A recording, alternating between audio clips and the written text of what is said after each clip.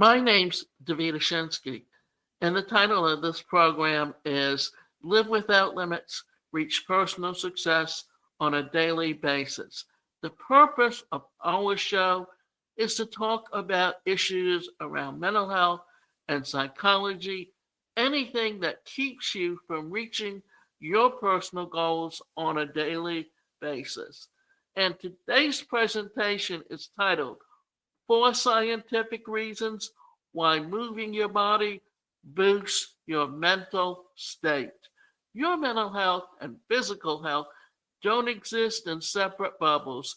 In reality, they exist more like a Venn diagram.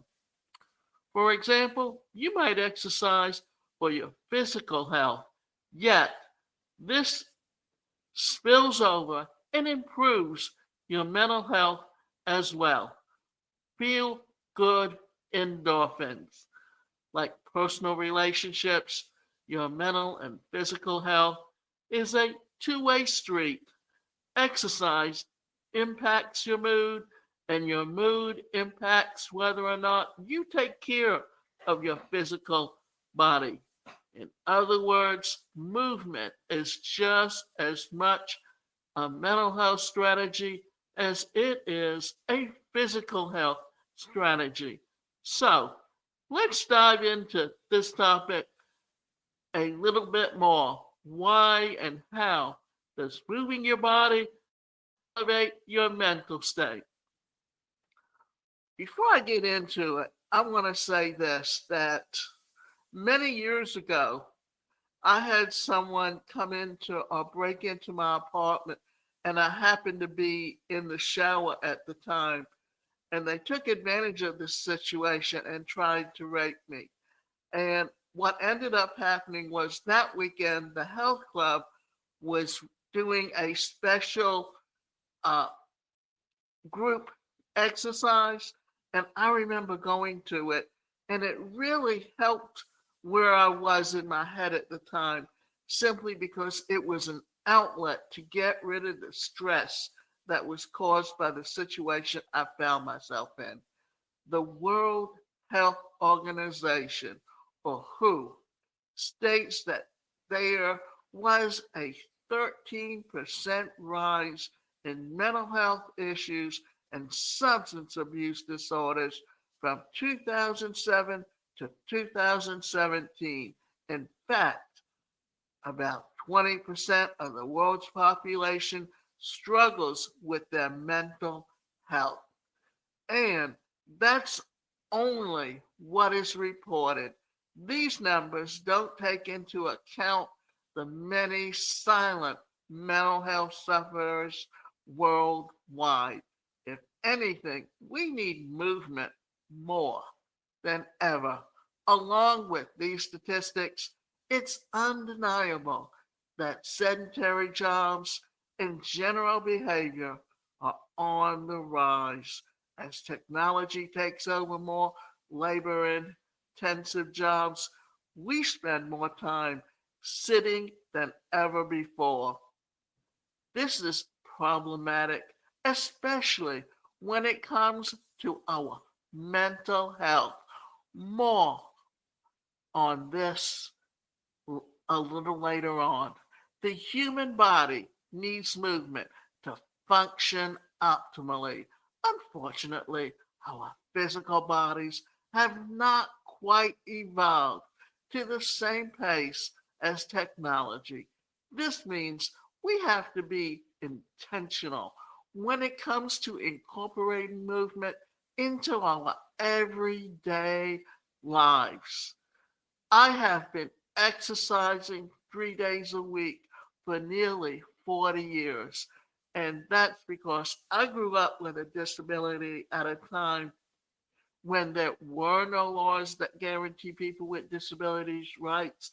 And when I had to go in for surgery and they sent me for physical therapy was just moving blocks from one place to another. But what I found was that by my going in and exercising on an ongoing basis, what I am actually able to do for myself is to allow myself the the opportunity to stretch and strengthen and improve my balance to the point that for nearly 50 years I was able to, to walk without wearing a walk on brace because I was able to catch myself as I would seem to trip. But as I got older, my balance got a little bit worse just simply because of age. And I found that in my case, it was more important that since I live alone, to put the brace back on to improve mobility. And from falling over the years, I had the the fluid that surrounds the knee had pretty much no longer there, so it was always bone against bone rubbing. And from the time I was in high school, I found that my knee would sometimes give away, but as I got older in the last few years, I noticed it just seemed to last longer and I was a little bit more sore. And when I went to the orthopedist, now he gave me some supplements like turmeric and clendroin and glucosamine, but also he recommended that I get a knee sleeve. Well, when I went to the orthotic place, they said, no, you need a knee brace. And what they did with the other braces, because it's got a little of an indentation, it's able to hold that knee brace in place. And it helps me walk so much better than I would have had I not have worn them. So the fact is that as we get older, we need to be aware that the flexibility we have when we're young seems to dissipate. But with continual exercise, what you're doing is you're helping to improve your mobility and your strengthening, and especially we forget about the musculature, that is the muscles, and they need what you can get through physical exercise that you can't get from just walking. How does movement elevate your mental state? You've probably heard the same old song and dance before. Regular exercise significantly decreases your risk of depression and anxiety, as well as reduces stress, improves mood, and enhances cognitive functioning. But how?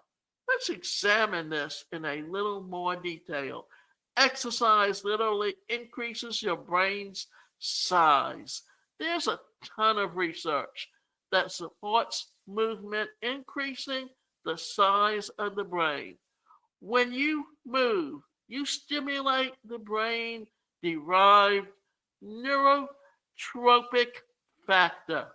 This actually encourages the growth of new neural connections and enhances the health of already existing neurons. When you move, your body, your brain kicks into gear, creating new connections and boosting the health of what is already there. Exercise improves your memory recall. Cognitive decline tends to naturally occur as we age. However, it doesn't necessarily have to. There's plenty of stories where individuals have maintained their cognitive sharpness until their last days. In fact, studies demonstrate how exercising just twice a week can decrease memory loss and improve overall brain functionality. It's theorized that exercise does this by increasing blood circulation to the brain, which offers up more oxygen and nutrients, helping your brain do what it does best. Exercise enhances sleep. If you're not getting enough sleep, you're like familiar with the dreaded brain fog, fatigue, and more that haunts you as you attempt to go about your day. Sleep is essential for the restoration and repair of the body's tissues and systems. A lack of sleep is actually associated with increased anxiety and depression. Experts have shown numerous times how even just 30 minutes of physical activity a day can improve a person's sleep that night. This helps them obtain that restorative sleep that the body desperately needs. Moving your body might be what you need to counterbalance any increased anxiety, stress, or low moods as of late. Exercise improves your mood. Typically, you leave an exercise session feeling empowered and elevated. This in itself is a surefire sign that exercise and mental health are intricately linked. But what's going on beneath the surface? When you exercise, your body releases endorphins. These endorphins reduce your pain perception by interacting with certain receptors in the brain. In addition to this, endorphins elevate your mood.